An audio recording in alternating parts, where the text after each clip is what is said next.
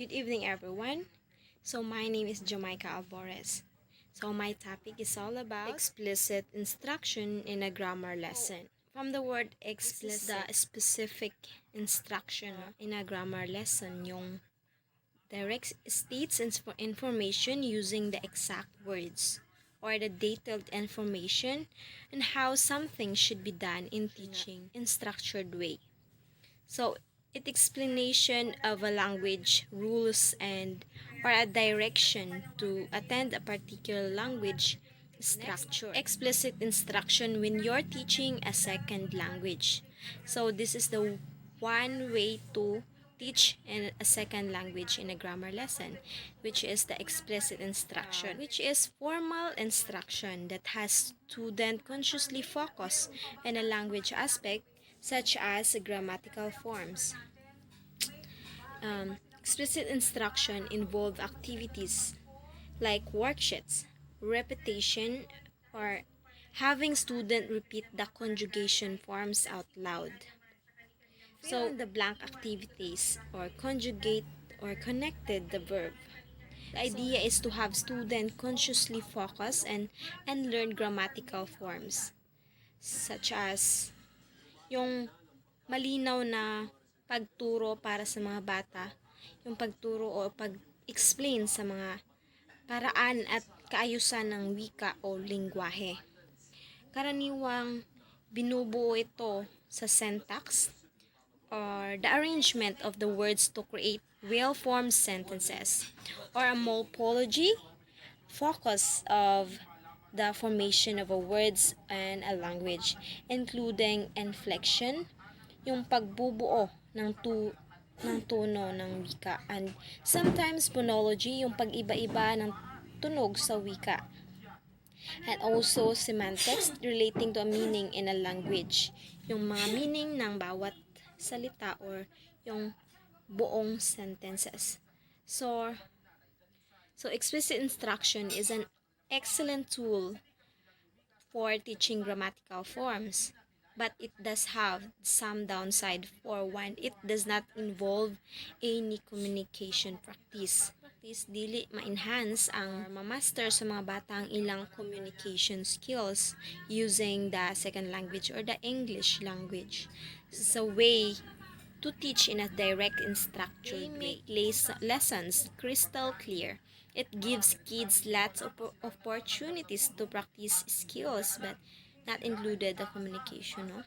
And get feedback. It can be especially helpful for kids who learn or think different. Example, when you try to follow a new recipe for preparing a dish, no, naa ang set of instruction, ang list of ingredients nga required in preparing a dish, only to find that a step is missing or unclear, you may have been able to guess what to do next. But without, kung walay explanation or malinaw na instruction, you may have added the wrong ingredients or stopped cooking the dish altogether. Posible nga makadungag kag mali nga ingredients or makastop ka sa pagluto. So, the same thing na ni gapon, no? Ang mahitabo or happen when kids learn something new. Some children can inference to figure out the next steps or to work through the unknown. But for kids who learn or think differently or unclear, yung hindi malinaw na instruction or direction or having too many things to remember can be a deal breaker. It can cause children or student to stop working the task or maka-answer silag mali. How to teach explicit instruction? Explicit instruction follows a sequence of steps. First is to identify a clear, specific objectives. So, maghanap ka ng tiyak or clearly and exactly what is your goal or purpose in teaching that topic or lesson. Second is to break the information into chunks. Gawin mong mas maikli ang instruction pero malaman na impormasyon para mas madaling maintindihan ng mga bata. So, the third, Model with a clear explanation. Give them a clear explanation or a good example. Magbigay ka ng mga liwanag na explanation at magandang halimbawa. Next is verbalize the thinking process.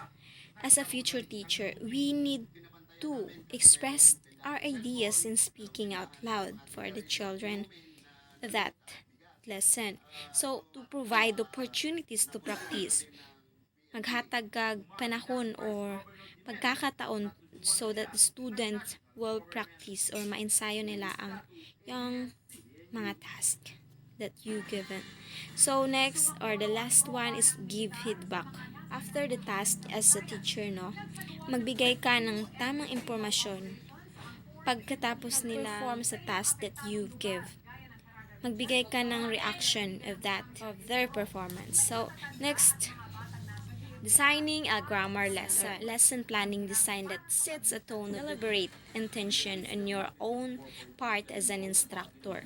So you need to plan lesson as an instructor. You need to deliver in a good way. So way to design engaging grammar lesson, combine grammar instruction with appealing new vocabulary words.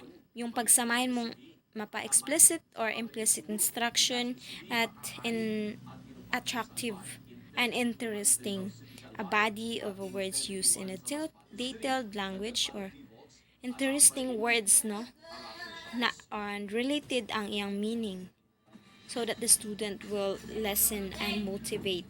So one of the ways hook the students, no, is to tie grammar instruction into the other areas of ALA content like grammar, writing, vocabulary, reading, or etc. They are milk and cookies ang sarape pares. So, this is called vocabulary, a light-hearted approach. For this is through something called worksheets. Students are working on a particular grammar skills, but they are also determining the unknown or yung di nila kilalang mga words and yung meaning. So, they are also determining the meaning of the context clues provided in the sentence. For example, Jenaline devoted to her husband. So the question is, what context clues are included for the bold-faced word? So, the bold-faced word is the devotion. So, A, it is warriors. B, love, and or C, sentence. So, they will answer the love or yan. Thus, another, based on the context clues, make an educated guess about this word means. So, devotion, they will guess what is the meaning of that word. And then, what part of speech do you believe this word? For example, Jenaline devotion to her husband. So, the underline or the bold words is the Jenaline. So, they will identify if it is noun, verb, or pronoun, adjective, and etc. So, noun. So, the answer is noun because Jenaline is the name of a person. And that's all. So, please answer this quiz if you are done. And then the references, and that's all. Thank you for watching and God bless.